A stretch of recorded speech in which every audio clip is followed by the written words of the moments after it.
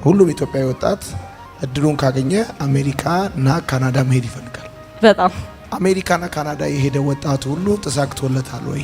የሚፈልገውን አይነት ህይወት እየኖረ ነው ወይ? ነው ወይስ እዛ ሄዶ ተግዳሮት የገጠመው ወጣት አለ? እኔ በተለይ ካናዳ ስትሄድ እኔ ኤክስፒሪየንሴ ባክ የማድረግ ቻንሳችሁ በጣም ሀይ ነው። ከየት ሀገር መጣሽ? ካናዳ። እኛ ካናዳ ነው የምንለው።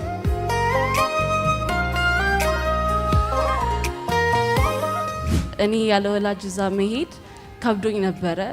ኢዚ አይደለም። ዛሬ ጧት ሲያስተምር 10 ሰው ስፖንሰር ታደርጊያለሽ? የፈለገው ዙር ላይ አዎ። ማን ነው ስምሽ?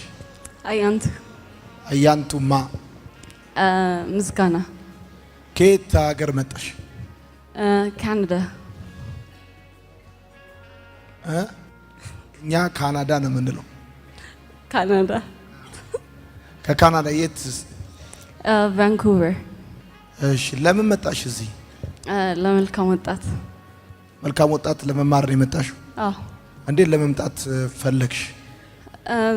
2011 መጥቼ ነበረ መልካም ወጣት እዚህ በፊት። እሺ።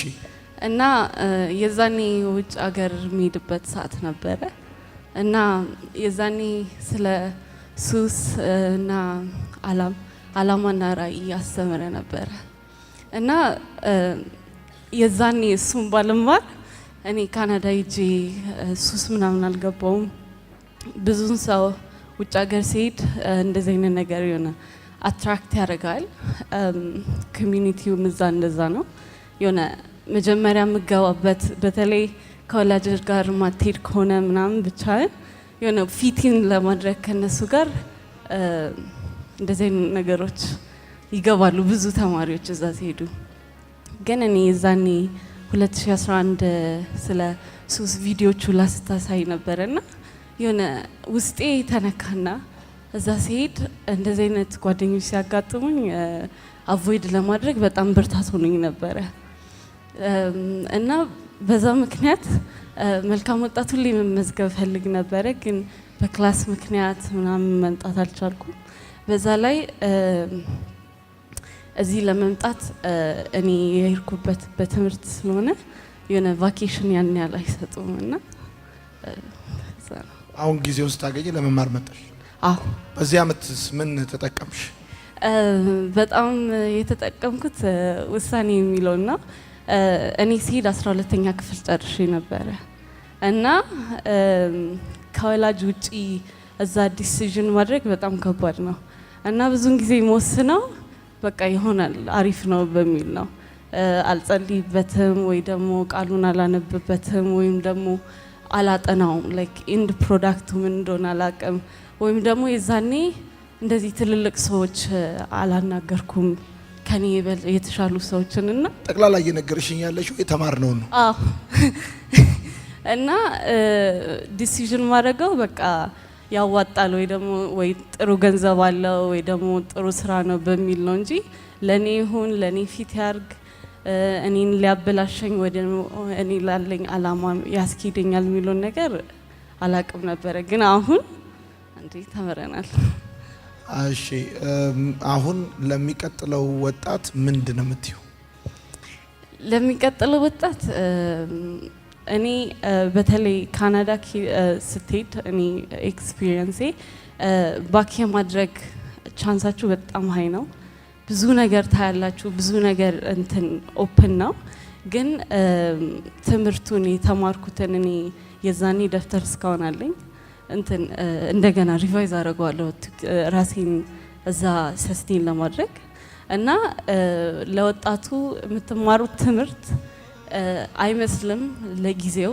ግን ለሚያጋጥማችሁ ነገር አታውቁም። የምታዩትን ነገር አታውቁም። እግዚአብሔር የሚከፍትላችሁን በሮችን አታውቁም እና ያዙት። ላይክ ኢትስ ያጠነክራችኋል፣ ይይዛችኋል። እኔ ያለ ወላጅ እዛ መሄድ ከብዶኝ ነበረ። ኢዚ አይደለም። ዛሬ ጧት ሲያስተምር የቤት ክራይና የመብራት ዋጋ መክፈል ስትጀምር ነው የሚሰማ እንጂ ወላጅ ጋር ኖረ እንዴት እንደነበረ አታውቅም። እና ብዙ ነገር ስትማር ስፔሻሊ እዚህ ከሱስም ሆነ ውሳኔ ምን ማለት እንደሆነ ሰክሰስ ምን ማለት እንደሆነ እዛ ሄደ ወይ ያለበት ቦታ እዚህም ሆን it's valuable የሆነ ትሰራበታለህ። ስለዛ for easy አትቁጠረው የወሰድከውን እዚህ ትምህርት። መልካም እሺ። በጣም አሁን ሁሉም ኢትዮጵያዊ ወጣት እድሉን ካገኘ አሜሪካ እና ካናዳ መሄድ ይፈልጋል በጣም። እሺ አሜሪካና ካናዳ የሄደ ወጣት ሁሉ ተሳክቶለታል ወይ? የሚፈልገውን አይነት ህይወት እየኖረ ነው ወይ? ወይስ እዛ ሄዶ ተግዳሮት የገጠመው ወጣት አለ?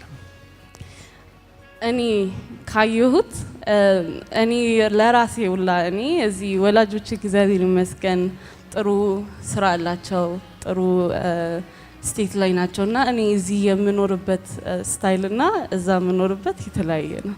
እዛ እለፋለሁ። ዝቅ ማለት ምን እንደሆነ ትማራለህ። አታማርጥም። የሆነ ሰርቫይቫል ሙድ ላይ ነው። እዛ ሄደኮ ማንም የለም። በተለይ ቤተሰብ ምናምን እዛ ከሌለ አንተ ለራስህ ነህ። ከእግዚአብሔር ውጪ አንተ ለራስህ ነህ።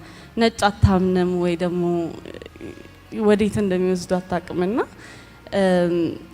እዛ ዝቅ ማለት ምን ማለት እንደሆነ ስራ ቫልዩ እዚህ ጽዳት ምናምን ትንሽ ያለው ቫልዩ በጣም ያሳዝናል። እዛ ግን በጽዳት የሚሰራ ከቢሮ ቁጭ ብሎ ከሚሰራው ይበልጣል እዛና ዝቅ ማለት ምን እንደሆነ ትማራለህ። ብዙ 90% እዛ ሄደው ሱስ ውስጥ ይገባል ወይ ደግሞ ማይሆን ስራ ውስጥ ይገባል። ስለዚህ እኔ እንጃ እዚህ ብቀር ይሻለኝ እል ነበረ፣ ግን እግዚአብሔር ለኔ አላማ አለው። ብዙዎቹ እኔ አላማ አለኝ ለራሴ ወደፊት ሰው የመርዳትና ስፔሻሊ ከወላጅ ጋር የሚኖሩ ተማሪዎች መጥቶ ቢማሩ ከመውደቃቸው በፊት። ለምን ብዙን ጊዜ እኔ ወላጆቼ ጋር ስኖር የሆነ እንደፈለግኩ አልነበረም። እንደፈለግኩ አልወጣም፣ እንደፈለግኩ አልገባም። እዛ ስትሄድ ግን ማንም ይዘ የለም። ልብረር ብትል ትሄዳለህ እና ከዛ ስትወጣ ነው ብዙዎቹ እኔ ኤክስፒሪየንስ ያረኳቸው ጓደኞቼም ከዛ ኬር ውስጥ ሲወጡ ነው ወደ ሱስም ሆነ ወደ ማይሆን ነገር የሚገቡትና እዛ ከመግባታቸው በፊት የኔ አንድ 10 ሰው ስፖንሰር ባረክ ደስ ይለኛል። 10 ሰው ስፖንሰር ታደርጋለህ? የፈለገው ዙር ላይ። አመሰግናለሁ። ቻው